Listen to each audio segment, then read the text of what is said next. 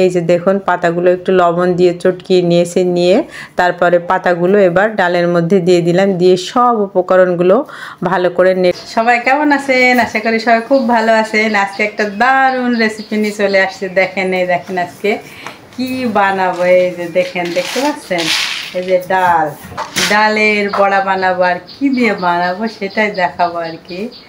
তো বানাবো হচ্ছে শিউলি ফুলের পাতা দিয়ে আর ডাল দিয়ে বড়া। কিভাবে বড়া বানায় সেটাই দেখাবো।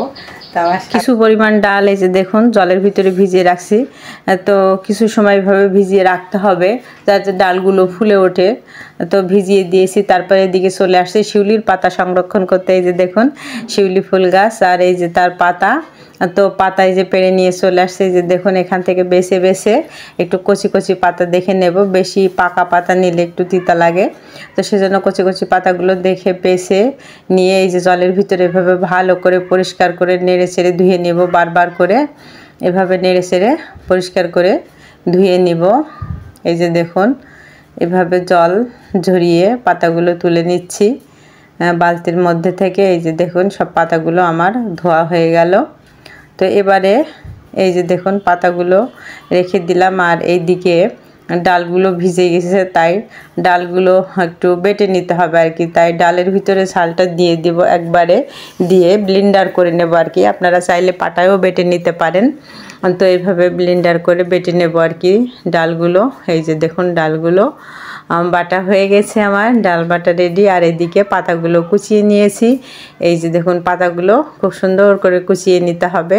তো আমার কুচিয়ে নেওয়া হয়ে গেছে।